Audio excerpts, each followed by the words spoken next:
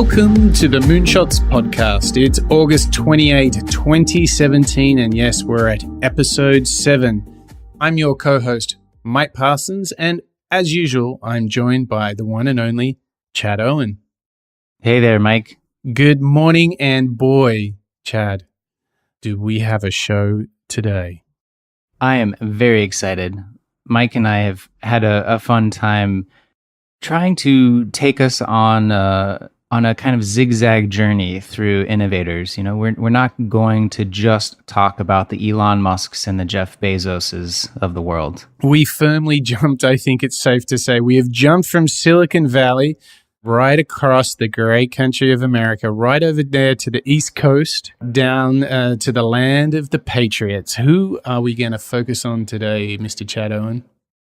Patriots coach Bill Belichick. I had mentioned last week to Mike that we should talk about a sports figure, and the first that came to my mind was Michael Jordan, but then Mike was like, no. We've got to do Bill Belichick.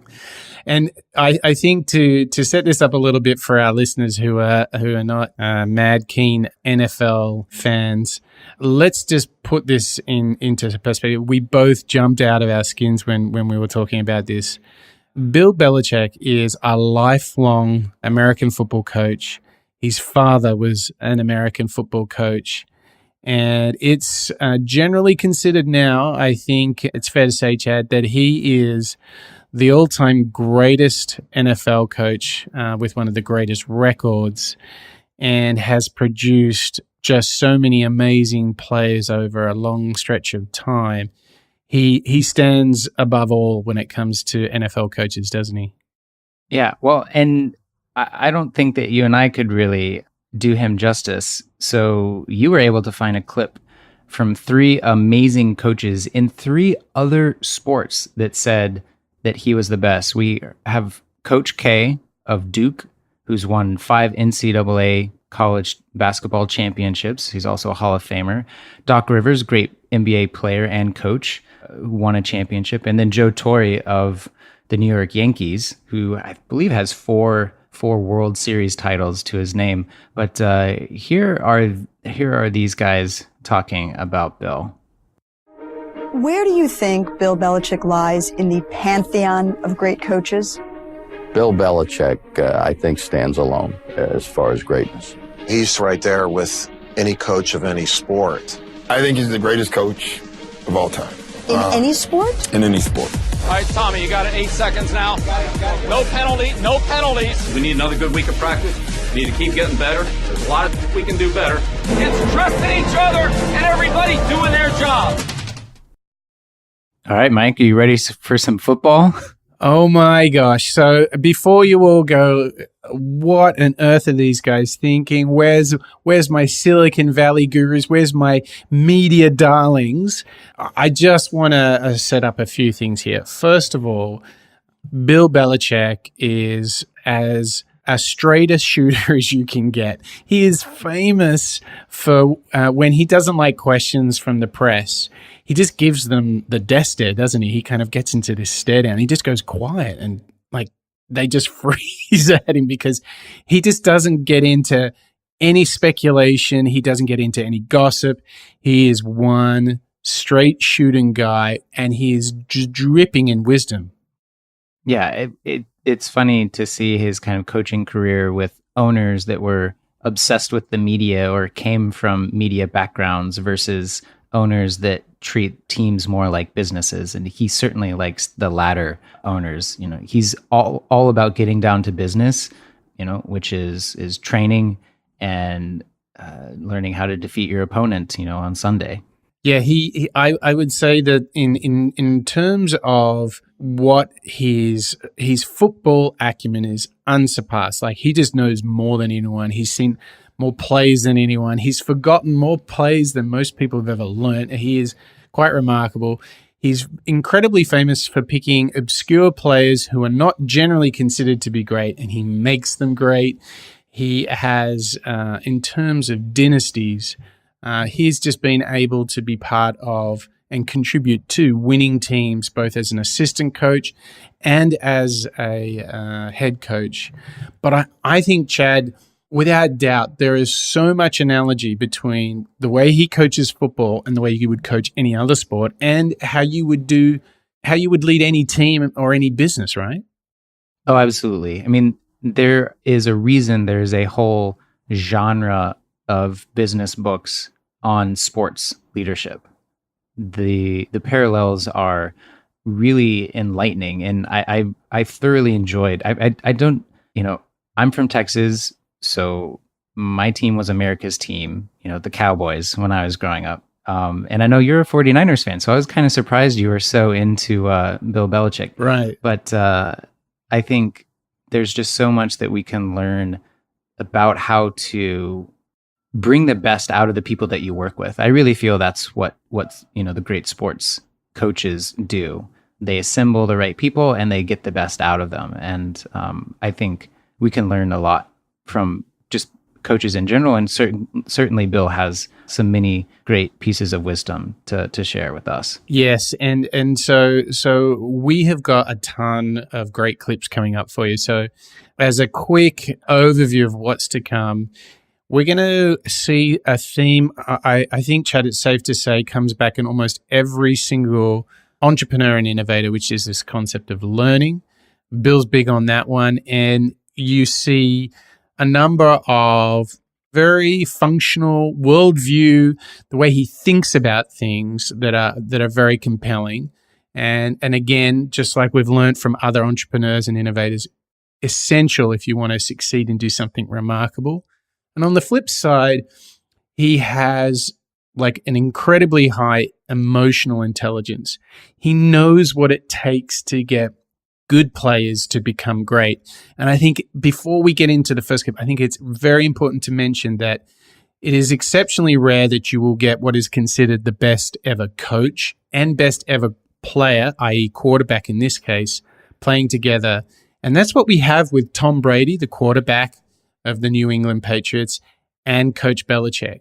And what's particularly poignant was that Brady was drafted, as all college players will be, at the end of their college season, they college career, they get then drafted for the in this case the NFL, and the best place to be is a first round draft pick, and with that comes, I think it's safe to say, Chad, $1 million contracts out of the gate, right? Tens of millions, yeah. Yeah. So if you're a first round pick, you're the man, and there's a big scrap every season for the exchanging of votes and positions and choices and selections and all that kind of thing. Now, you get down to third, fourth round picks, those guys might get a couple of run-ons during the season, and anyone fifth and below, they're essentially water boys and, the backup of the backup. Do you think that's fair to characterize a fifth and sixth round pick in the draft? Yeah. I mean, when the Patriots took Tom Brady, he was the fourth quarterback on the roster. Fourth quarterback, sixth round pick. And what's particularly important to note is that even Tom himself will say, as will Bill, that Tom is not the most talented quarterback ever. But because he embodies this concept of doing his job and working incredibly hard to become better, he's managed to become the most successful quarterback in history. And this is why it is so special that we get to listen to Bill talk about his views, his philosophies, his ideas for building a great team and building great plays. And all of this can inspire us in creating products, creating new companies, or even, dare I say, just to be better people overall. So we've got two particular clips that we've got here. We managed to find a CNBC interview from earlier this year, and the great thing is it was just after they won the most recent Super Bowl, which, before we get into this interview, Chad, take us through this most recent Super Bowl victory for New England and Coach Belichick, because it was off the charts.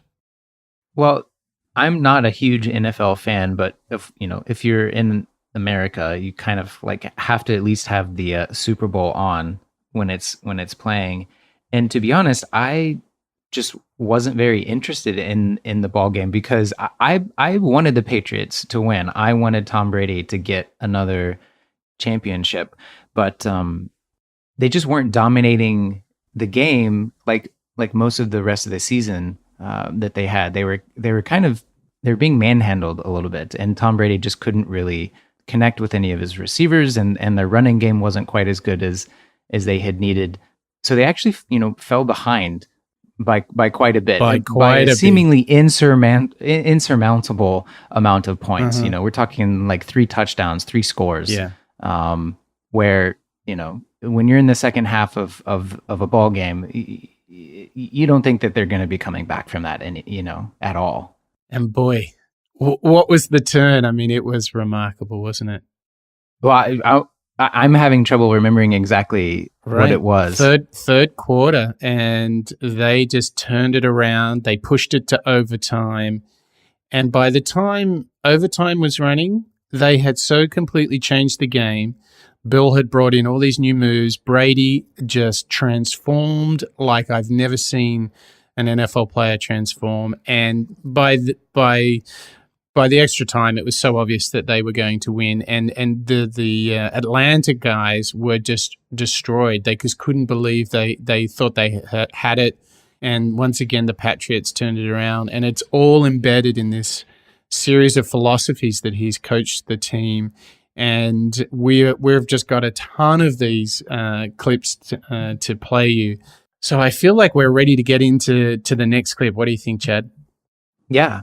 I also just want to mention that you had recommended a book to me that we'll speak about a little bit later, but it was really interesting to me to just learn about Bill Belichick's, upbringing and history. Mm-hmm. He'd been coaching like as an unpaid assistant in the 70s. And so, it took 25 years for him to find the right owner in Robert Kraft, the right team in the New England Patriots, and then a couple years after that until he found his player. Actually, I would say his best student, Tom Brady, the quarterback.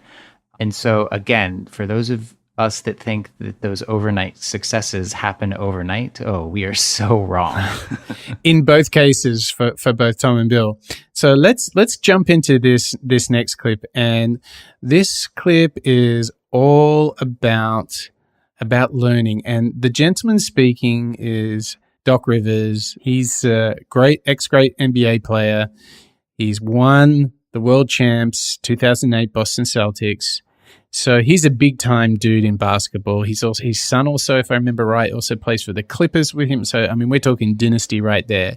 So he's a big deal. And this is his story of what happens when he comes to speak to the New England Patriots. He had me speak to the team. Tom Brady walks in with a notepad and sits in the front row, and he's writing everything I'm saying. And it was unsettling for me because it was Tom Brady doing it.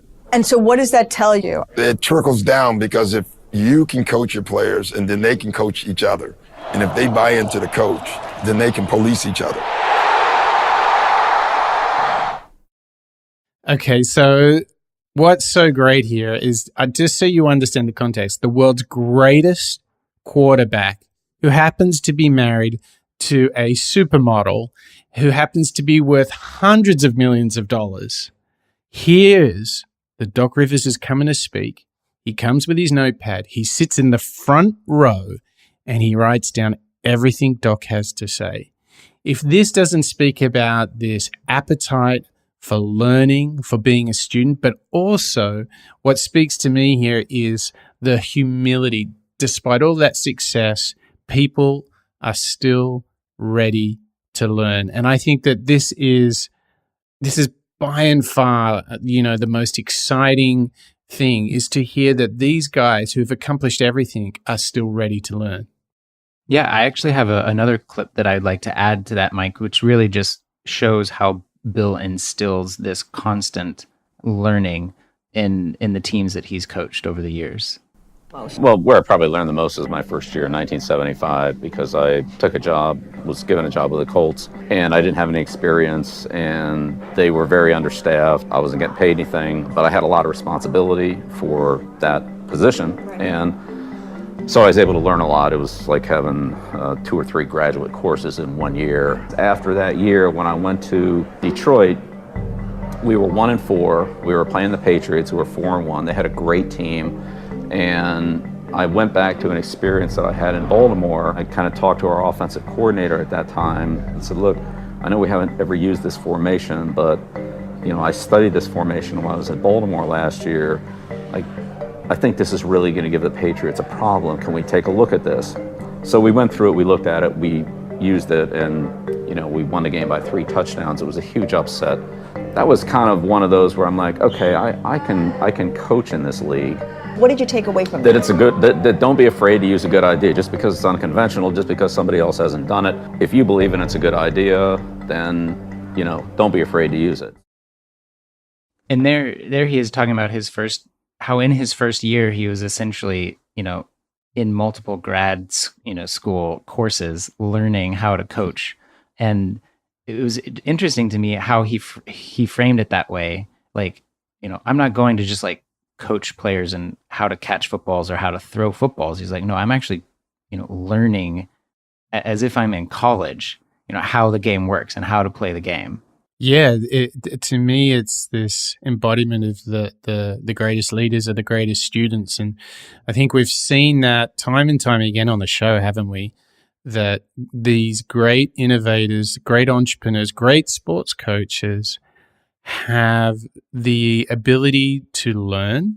Tom Brady sitting up the front there, taking notes from the doc, but also the fact that in his first year in the pros, he was referring to plays that he had learnt years and years before, and just he's a walking database of different plays. He knows his subject. It's almost reminiscent of Elon Musk, knowing in great detail use cases and requirements and the capacity of given technologies to achieve certain outcomes. This, to me, is a great reminder for us that the success we're seeing now is rooted in this idea of always learning, of always being a student. And I think the thing I take out of this is the humility that both Brady and him demonstrated in these 2 stories to be ready to learn. They never think they're above it.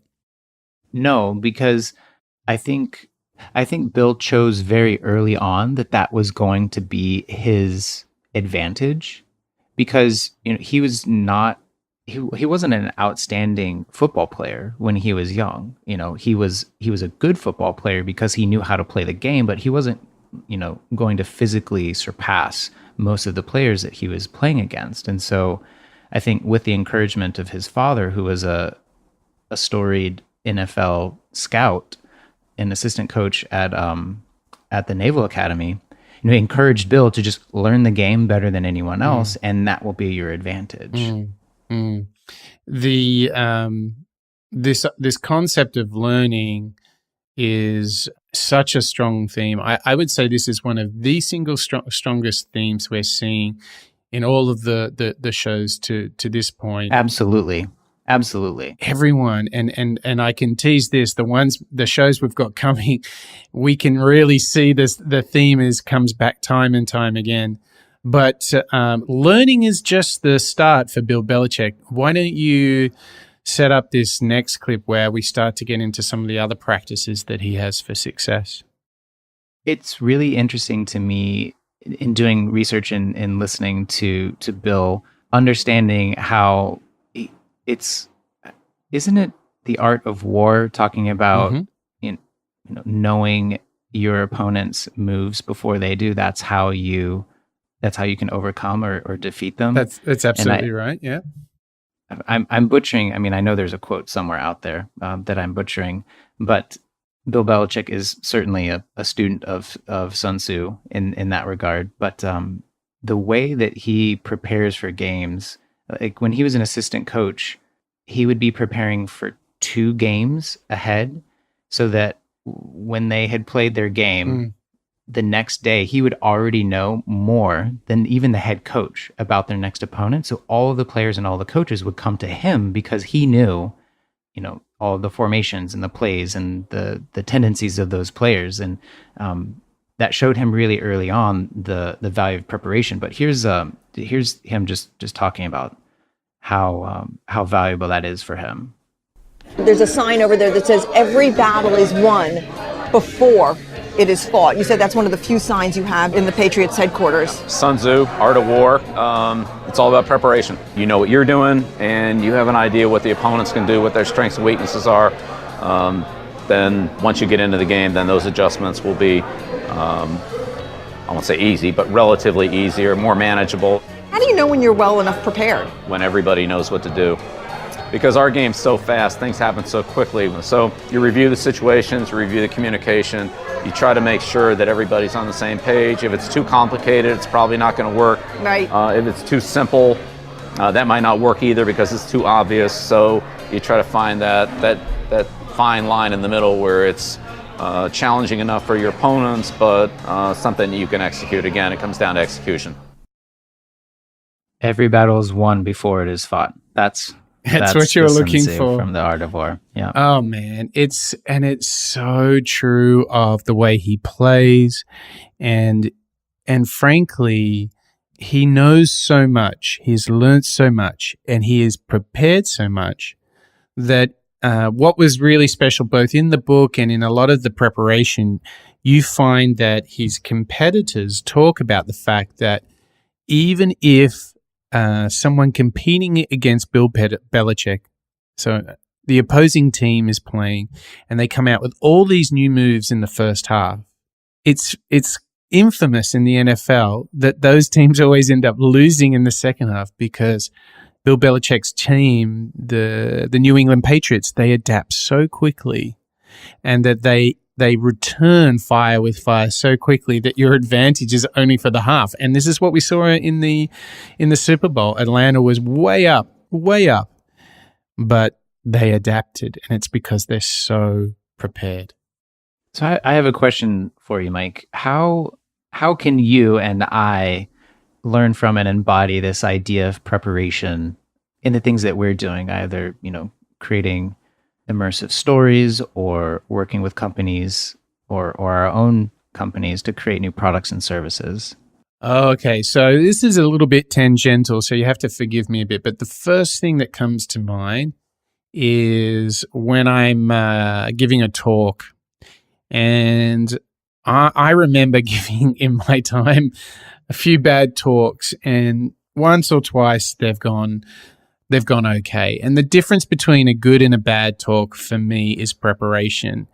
And the way I embody this is that if I can't write the narrative out on the evening before the talk without any prompts, completely unaided, if I can't write out the narrative, the story that I want to tell, maybe in 5 to 10 bullets, if it's not just coming out of me like that, if I don't know the story that well, then I know that I'm not prepared. Because the best talks are those that you give when you're not trying to remember what you wanted to say, that you know the subject so well that you are completely present in the telling of the story in the moment. And this is my greatest lesson with preparation is with talks, and it's just know your subject. He talks about, do your job, know your job.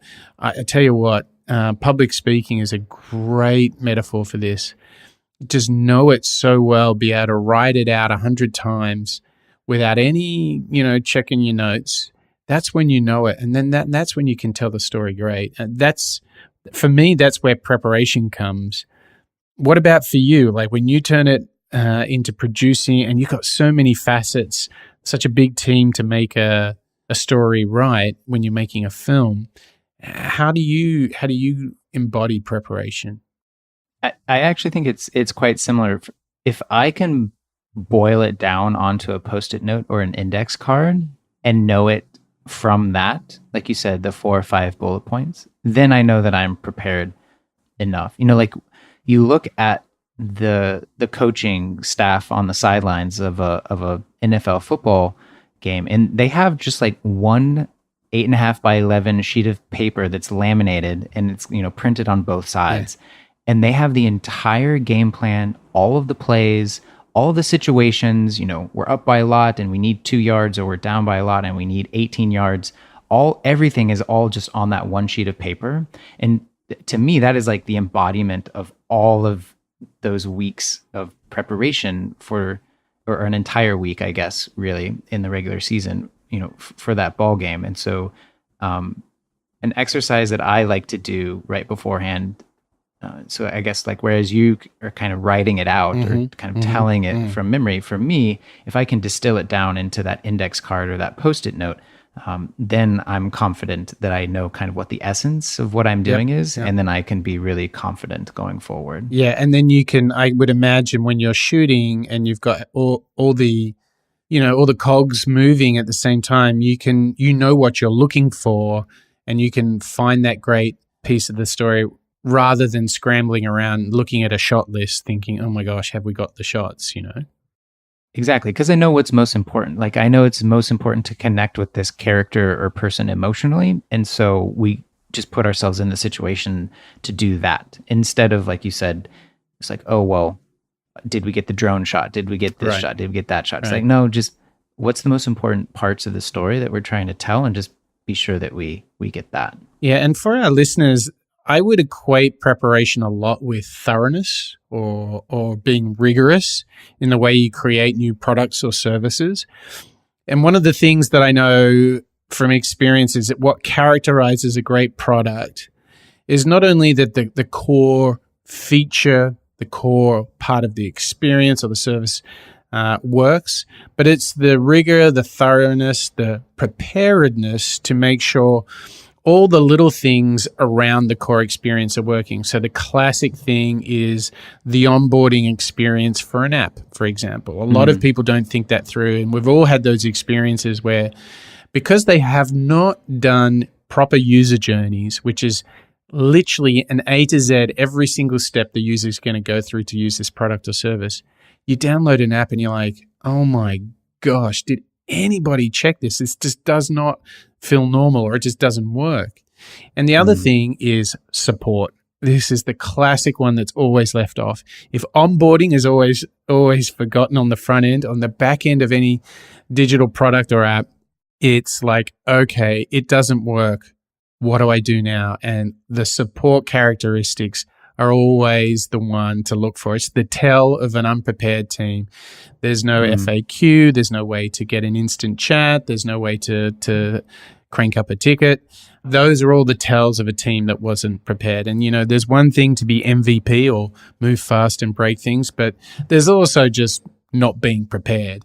And those are the tells I think you can look for, and that we experience all the time when we try out new products and new services. So we can take a lot from Bill's old school analog lessons, I think, into our digital world. And talking about our digital world, I think, Chad, it's fair to say Bill's not a fan of social media. What do you reckon? No, I think he hates social media more than he dislikes having to talk to the media, to like the TV stations. Yeah, exactly. So we had to, just as a little halfway marker, a little bit of context. So this is the same CNBC interview, and Bill has prefaced these comments that he's about to give with he tries to stop social media any way he can because he just thinks it's an enormous distraction for his players. But this would almost be our blooper reel, I think. Have a listen to this clip. This is there's two big bloopers in this from Bill. I think he's just trying to demonstrate how much he doesn't like social media, and his attempt at referring to Snapchat and Facebook. Well, I don't know if it's Facebook or Instagram. You work it out. This is Bill talking about his hatred of social media. We have rules that, prohibit our players from, posting things on, Instant Face and all that. We don't, and I think it's important for us to, as a team, to know each other, to know our teammates, to know our coaches, to interact with them more than it is to be liked by, whoever on chat room. So we try to encourage the interaction and the personal contact and experiences and not really pay attention to what people are saying out there who don't even know. Instant Face, Mike. Haven't you heard of it? You haven't downloaded it? Well, yeah, you know what? The first thing I wanted to do was check in, see if Instant Face was still available as a URL. I think this is so perfect. Instant Face and what was it? Chat book? Chat room. Chat room. So there you go. Bill Belichick, for all his amazing talents on the football field, he's not too crash hot on that old internet's social chat thingamabob, is he? I loved hearing this from him. I mean, I'm a bit of a social media Luddite myself. I don't have a Facebook account. I'm not active on Twitter, Instagram. He's like, I just want people to interact with each other, to talk to and learn from the coaches and talk to and learn from the players.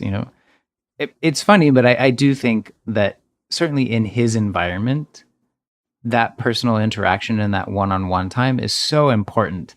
And when you have that being mediated by all these, social media platforms, it's difficult for him as a leader to kind of keep a handle on things. Yeah, and he seems so focused on relationships, and what you will hear many times when great players talk about being under him was how much they enjoyed playing for him, or under him, with him. Like there's a real great affinity for him, and I think a lot of that comes from he puts so much time into his player relationships. And in fact, we're going to get into that in the second half of the show. We're going to get into a lot of how he manages teams, and I hope for the listeners, you can sense here that we have somebody who is a once in a lifetime opportunity for someone who is such a great leader for us to learn from, because he's a learner himself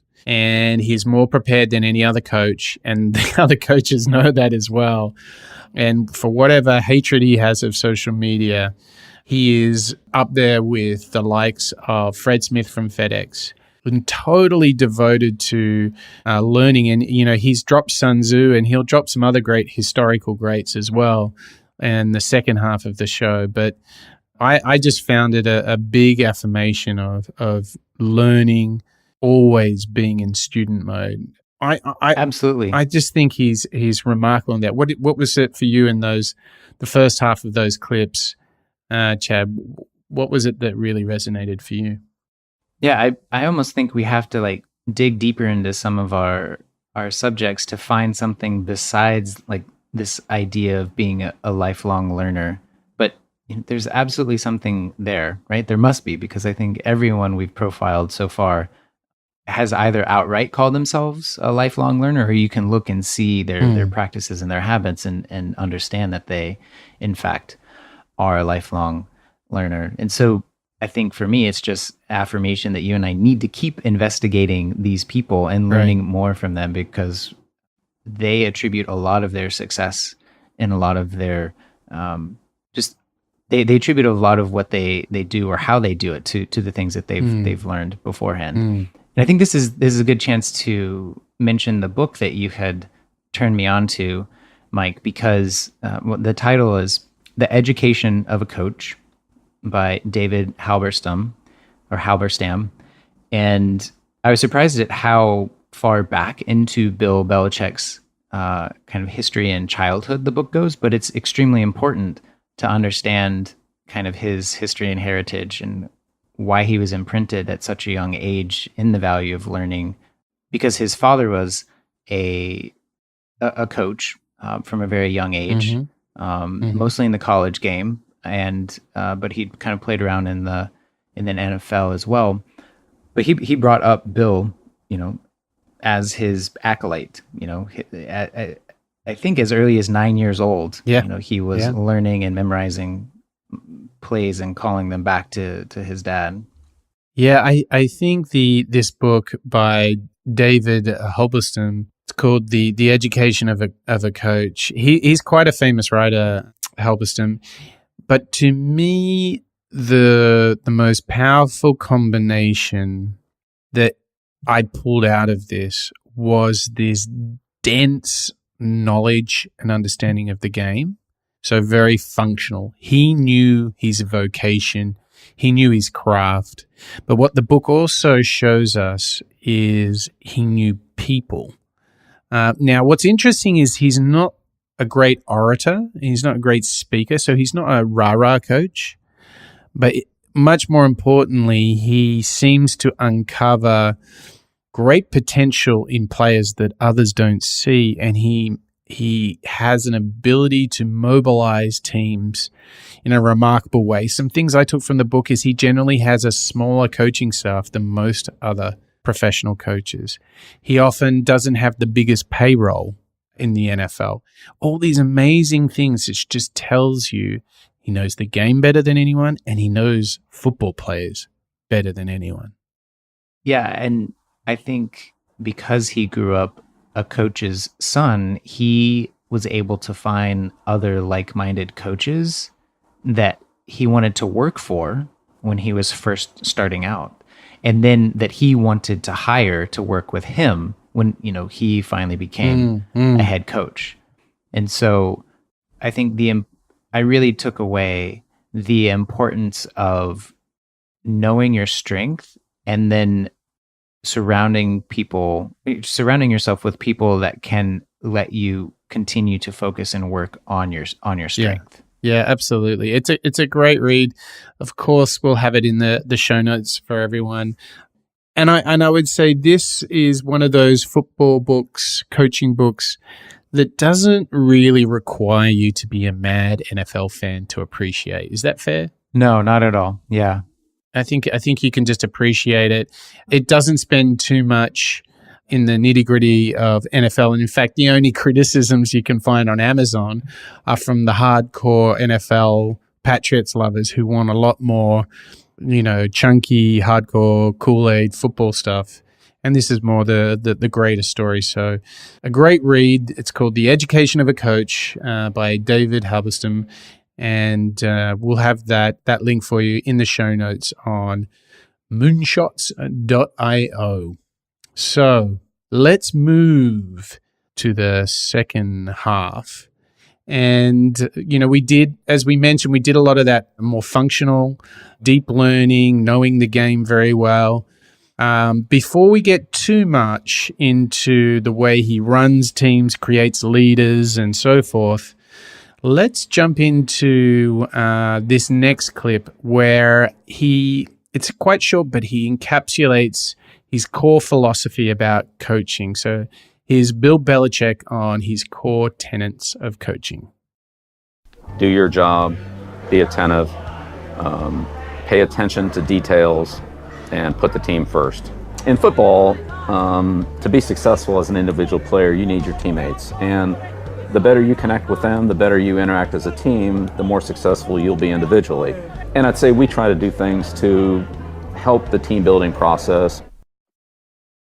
So he drops his very famous, I think, do your job. That's, I think, probably his most famous saying. Wouldn't you say, Chad? Do your job? Yep. Do your job. Yep, do your job. So what you'll see in the research is many other coaches have actually stolen this and openly said, I got this from Belichick. And a lot of people use that in American pro sports, this idea of doing your job. But what I want to call out on this is very analogous to work, which is good players contribute to the team, and when they do that, that's sort of unselfish behavior. When they contribute to the good of the team gives back to them, and it's almost this virtuous circle. In that second half, he's really starting to explain what you could equate to modern-day collaboration, agile teams working together, building something where the sum of the parts is greater than the individual pieces.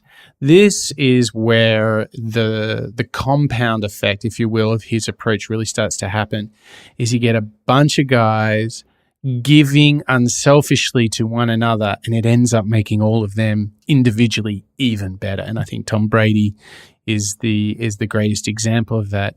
When you hear about this collaborative approach, what inspires you about his philosophy, Chad? Well, in the book, I found out that the Patriots headquarters, they don't have any trophies or banners or anything celebrating any of their past victories and, glorious Super Bowl wins because they don't want to idolize, one particular team or one particular player, because, the team that week is different. Different players are playing or injured or in or out. And for Bill, I think it's really important to keep that idea of team first, and that you as a player fit into the larger team, and that no single effort, is going to be able to get them, those victories that they're looking for. Yeah. And what I would characterize the New England Patriots is they have star players without a doubt. But one of the really interesting things when you read all the quotes, many players will talk about their time at the Patriots as the best time in their career, even if they move on after. And he's not scared to sell off players, much to the chagrin of his fans sometimes, but he always puts the team and the club first. So he's never overly dependent on any one player. So many lessons on the power of teamwork in his tenets. But he can riff as good as Fred Smith from FedEx when it comes to history. So, Chad, I think you better hook us up with this next one where he goes for a deep dive into some lessons from history. Yeah, he was talking about Sun Tzu earlier. Here he is, with an Eisenhower quote. Again, like another business book genre on leadership. There's all of those great military books about leadership and kind of the parallels to business. But here he is talking about what he's picked up and learned from Eisenhower. General Eisenhower put it pretty well. A battle plan is great until you actually get into the battle. Then it doesn't mean anything. So that's the way it is in football. You have a game plan, you go into the game, now you start playing, you see what your opponent's doing, or they make an adjustment to what you're doing, and then you have to change. So my job as a coach is to make good decisions. It's not to go out there and block or tackle, thank God. That wouldn't be very good. Yeah. To take information, calculate it, put it through some kind of process, and figure out what's the next thing to do. And so that happens from really the first play of the game. I think aside from Bill's preparation, all of the learning and preparation that he does, I think the kind of X factor for him, and this is probably part of his personality, but his ability to adapt given the situation, take all of his preparation and just use it against his opponents in ways that they are not expecting. And you had alluded to this, with this most recent Super Bowl that they played. The Falcons had the Patriots beat in the first half. Completely. I mean, like, without a doubt. Like, people were turning off their TVs. People were giving up on the Patriots. Like, heartbreaking to watch. Heartbreaking if you're a Patriots fan. You were like, they're gone. There's no way you come back from this. But Bill knew there's 2 more quarters of football left. We've got half an hour to work to win this game. And so he took all the preparation that he'd probably been doing all year. He probably suspected, we might see the Falcons in the Super Bowl, or maybe this other team. And the 2 weeks of prep, before the game, with him and his coaches and the players adapted their game plan. Like you said, they threw out formations and plays that they hadn't used all year long, that the Falcons had never seen, and it took them by surprise and stunned not only the Atlanta Falcons, but like everyone watching the Super Bowl, because there they were tying the ball game in the last seconds to go into overtime. That's right. And so a couple of quick thoughts here. You can find on YouTube interviews with Bill Belichick where he refers to, we had lost control of the scoreboard in the most recent Super Bowl, but not control of the game. He referred to that they were still making plays even though they weren't winning on the scoreboard. So he wasn't stressed. He wasn't actually that stressed. He knew all he had to do was find the trigger to get them to complete plays, to make the fourth downs, to get the points on the board. And I think he's probably the only one in the state that thought this by this time. Him and Tom, probably. Yeah. That's right. And one of the things to learn from here, and I think if everyone is looking for more bridges into the business world, if now there is just no better time in the world for businesses, for companies, for people making products to be more adaptive. The rate of change in which we operate our businesses and we create new products and services, you need to be adaptive, and you need to be looking and listening and reading the feedback, looking for signal in the noise. And Bill is the master at this. So he's so calm that he can see the patterns, and because he doesn't feel the stress, he sees the patterns. And I think being adaptive and changing mid-flight and not being so dogged on the idea you had before you walked into the stadium, I think this applies specifically to business. If you see customers moving a different way, if you see trends that are against your plan, change the plan.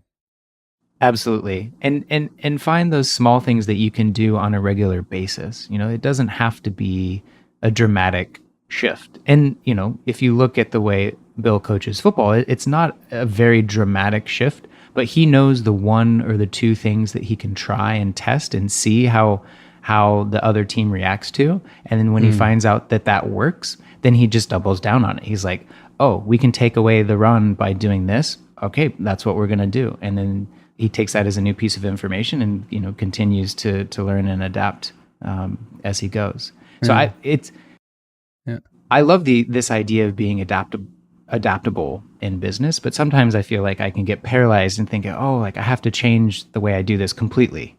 When in fact, it's those small incremental changes that can actually make the bigger and easier change. Yeah, and that reminds me, just to go on a bit of a tangent here, the lessons from Tim Ferriss, sort of the body life hacker, 4-hour work week guru. When he studied failure and success, one of the things that really struck me when I read 4-hour work week and some of his earlier work was he said so many people fail because they set such ridiculously audacious goals that would take such a long time to achieve that, of course, you lose momentum. And the great example he gives is people who go to the gym and say, right, I'm going to lose 50 pounds. And he reverses that and he says, just say that you're going to get to the gym 3 times this week. Make it start with a very small goal and then build out from that. And so what I think we have to do a Tim Ferriss show. Oh yeah, I would love to. And by the way, while we're talking about shows we should totally do a Simon Sinek show. We talk about the power of why about 1 million times a show. We need to do a Agreed. Simon Sinek one as well. And for all those listeners, you guys need to be telling us who we need to be interviewing. We've had some good suggestions from some of our guests who will be coming on in the next few shows. So please do feel welcome to send in your suggestions. Just visit the site, moonshots.io, and tell us who you would like to decode and learn from. And we'd happily do some shows on your nominated gurus of choice. So we've done some Eisenhower. I think, Chad, are we ready to get into some more teamwork thinking? Absolutely. I think you have a clip here about how Bill likes to run his teams. Oh, boy, do we have a good clip. Now, there's 2 parts to this. There's this idea of equity or equality throughout the team, but I want everybody to listen to the second half of this because there's actually another big idea just in the second half of this clip, which is equally as good. So here's Bill Belichick in how he thinks about managing all members of a team.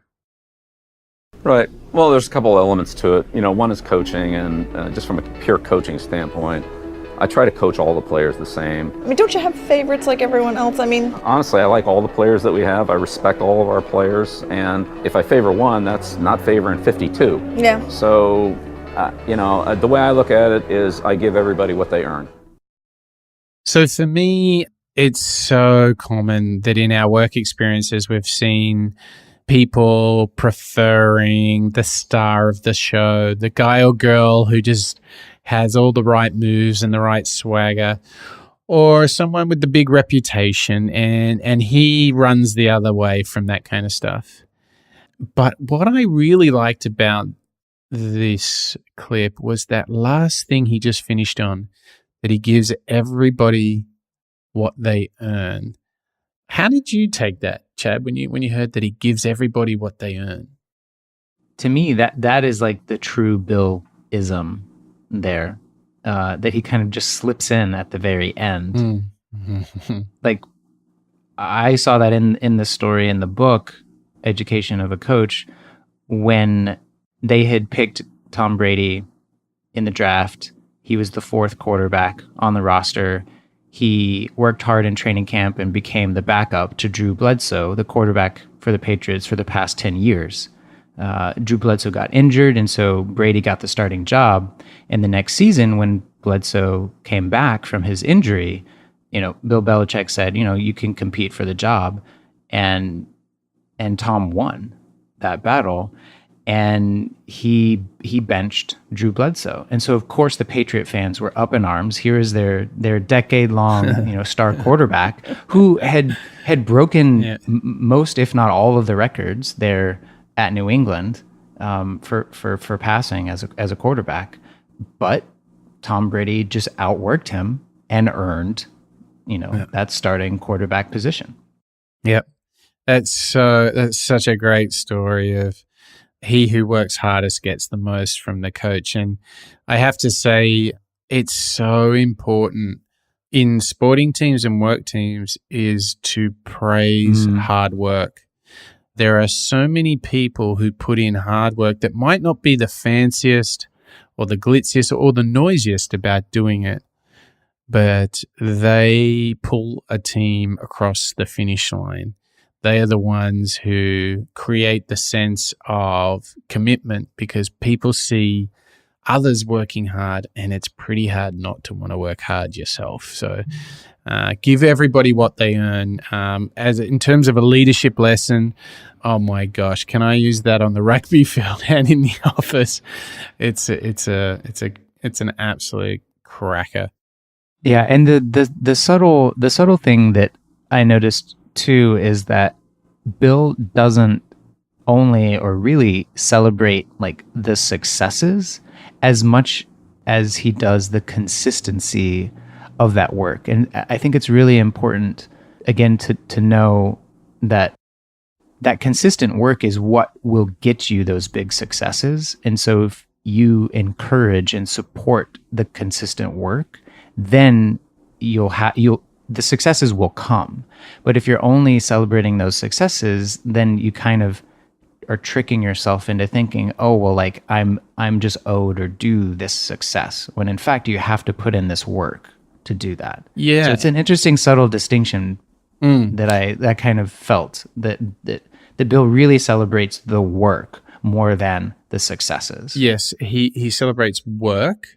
He celebrates details, rigor, and I would say the interesting build on top of that is one of the things that I found very powerful to bring into coaching when I coach rugby is that you train with the same intensity at which you want to play the game.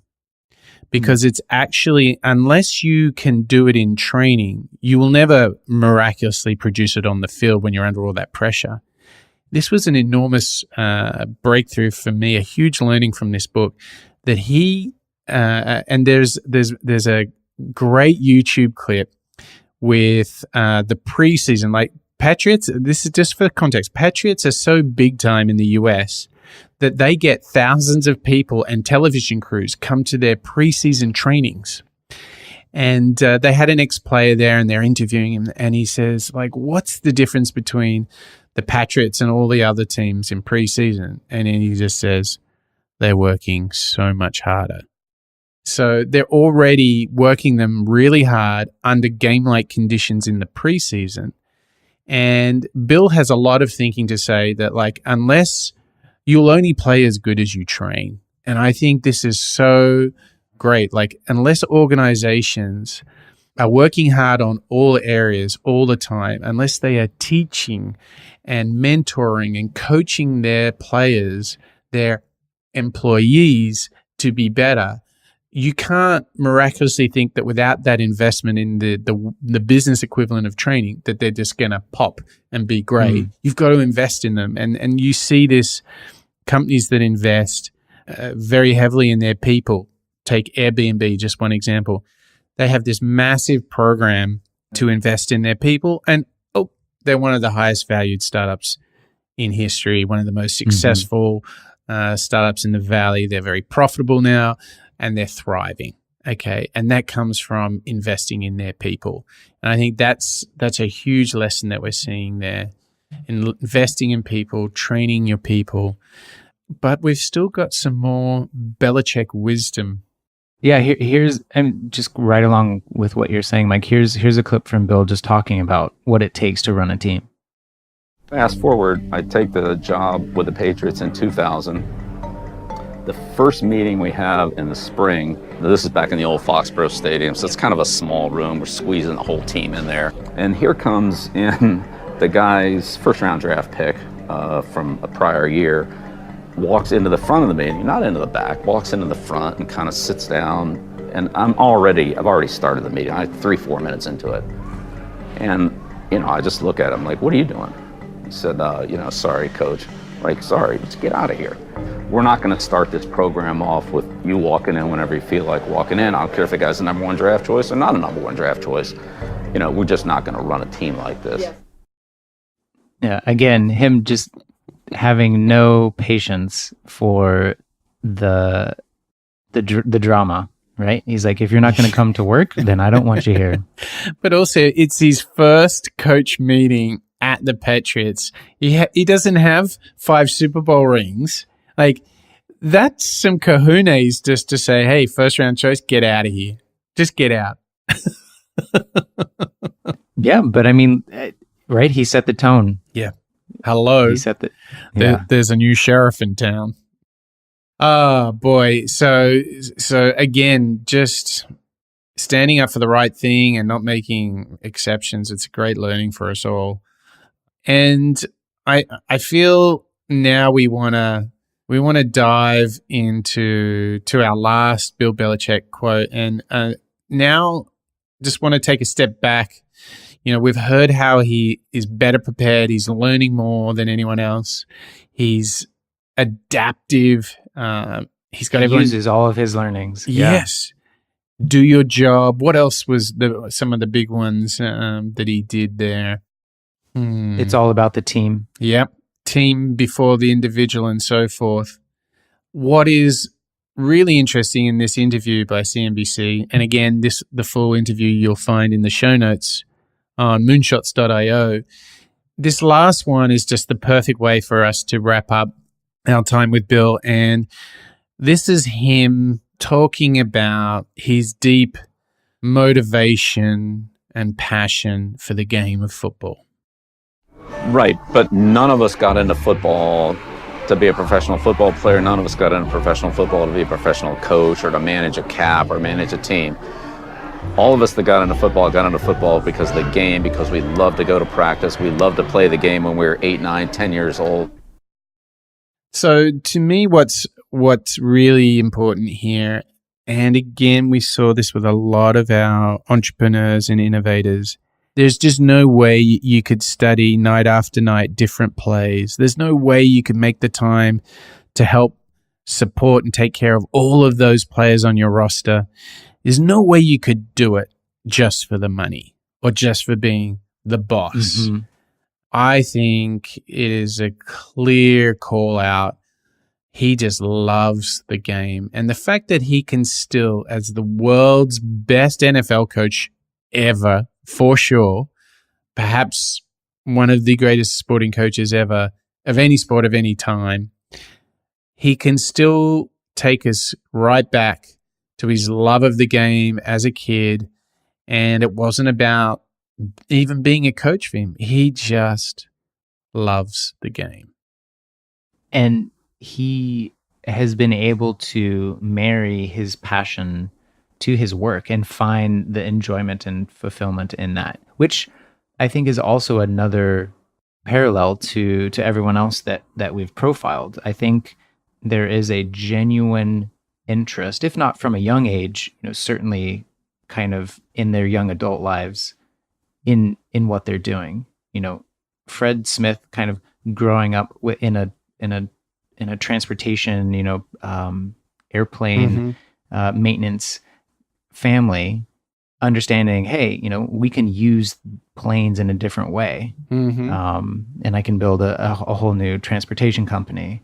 Or someone like Elon, who's very kind of book smart, or is able to grasp lots of seemingly disparate disciplines, yes, and then weave them all together into kind of a very grand plan. And I would call on a little bit of Oprah here and say, she says, like, you can't change the world and what's outside of you if you don't know what's going inside of you. And obviously Bill just felt his calling and he just went all in. And the book details some of the crazy efforts he went to in his first years of coaching as and when we say coaching, we mean like the assistant to the assistant to the other assistant, right? Well, not even a real title. I mean, essentially his first job with he was the an Colts, intern, right? He wasn't even paid. He wasn't even an intern. He was not getting paid. And the coach said, well, if anyone willing to work for free isn't worth, their weight in bleep, sort of like, he was like, and he was sleeping in one of the rooms. He was driving to the airport to pick up all the players. I mean, he was doing all of the jobs no one else wanted to do, but it was because he loved it. And it's just that much easier when you love it, right? That much easier. Yeah. Wow. Well, this is like once again a spectrum from passion to encouraging and fostering teamwork to being a lifelong student and just being more prepared than anyone else. I have found Bill to just be fantastic. And the funniest thing to share with you and the listeners is the whole reason I got into Bill is that as I've started coaching rugby here in Sydney in Australia, I really wanted to read books about the best coaches in the world. And, I read about Bill Walsh, who was the famous 49ers coach who coached Montana, up until recently considered the best coaching quarterback combo. And then obviously, the Patriots, Tom and Bill. And it is such a joy for me to bring, one of my personal passions, which is coaching rugby and coaching sports, and to bring that full circle into my work and into thinking about innovation. And it's been such a joy to share these clips with you, Chad. So I'm very interested to know what you've taken from this time of diving into Bill Belichick. Oh, I think for me, it's his idea of elevating the team above individuals, and then just simply that preparedness. And in reading the book, I really got a sense that he just obsesses over knowing and learning more about his opponents and the capabilities of his own team. And what he actually does, I think, that was completely unique when he first came onto the coaching stage, was he found out what their opponent's strengths were, and then he figured out how to take away their strengths. Instead of finding their weaknesses and exploiting their weakness, he took away their strengths, which was just a very different way of coaching a football team and playing football. Of course, all of the other coaches found out about this and they started to do the same thing. But I think that was really his true innovation that I had learned in doing all this research on him, was seeing how the game was being played up until that point and trying to figure out how he, in the resources and the team that he had, how he could influence that the most. And so this different strategy of actually taking away an opponent's strength would be the thing that that transformed his teams. And I think that is it. That's kind of his, I guess, highest or truest innovation. I mean, amongst many other things that he's done as a coach. So you're saying his ability to zero out huge strengths, to box in key players on the other team, restricting them from being themselves, making them uncomfortable, putting them under pressure, not being able to do what their signature approach was. And putting them on the back foot. Yeah.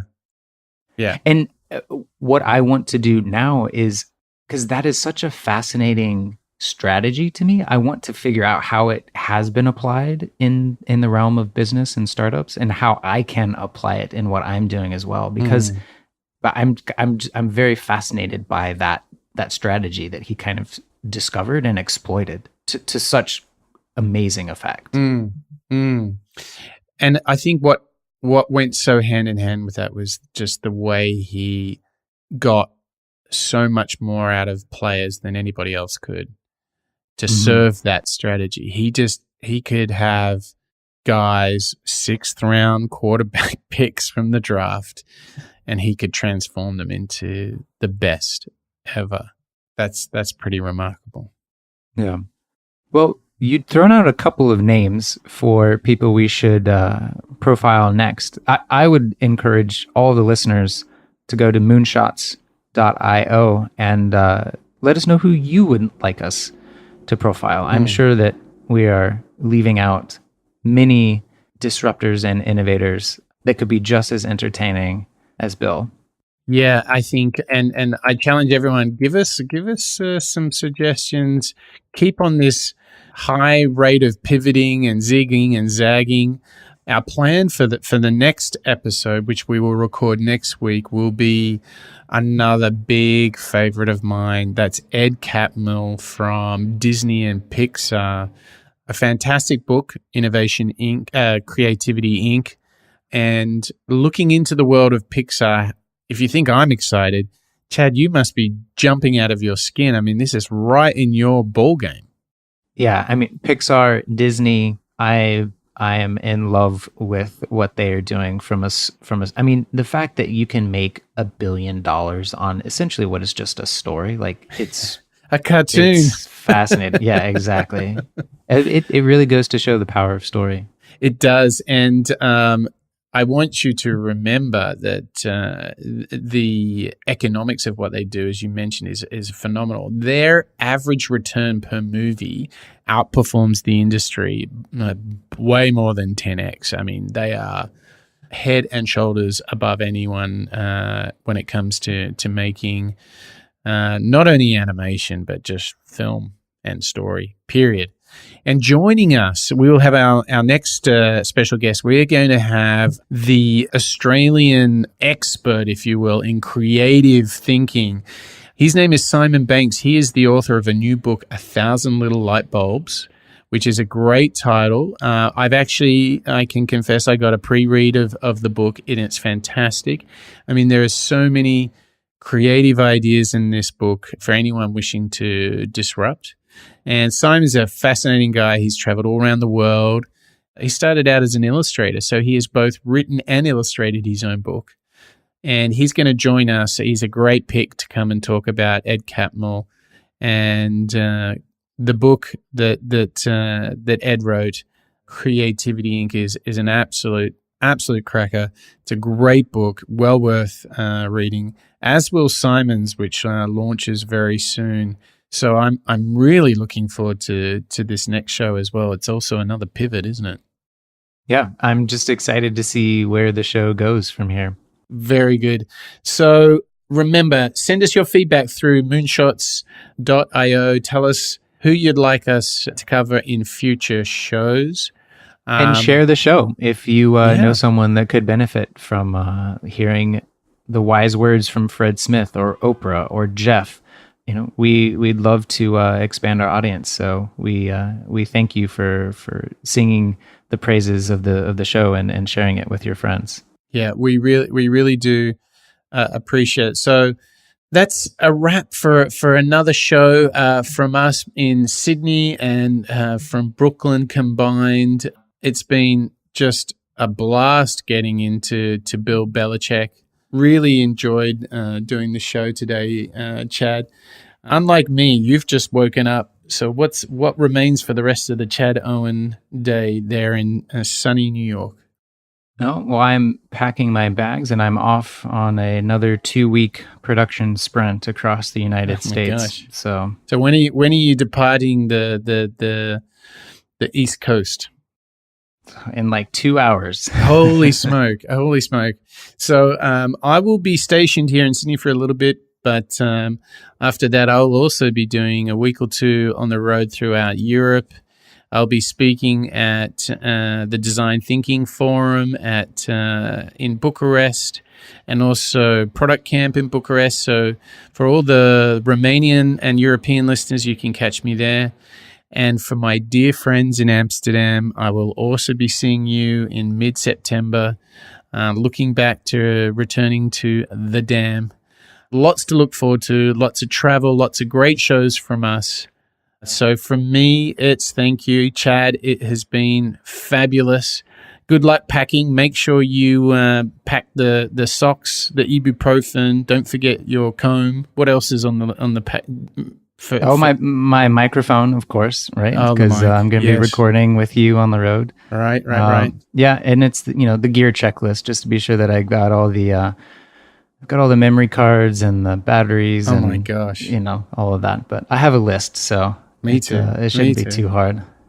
All right, Chad. Great catching up. Great talking about the world of the New England Patriots and Bill Belichick. Yeah, and thank you for turning me on to the greatness that is Bill Belichick. It was absolutely a pleasure to research and read about him and the team, and I definitely learned a lot.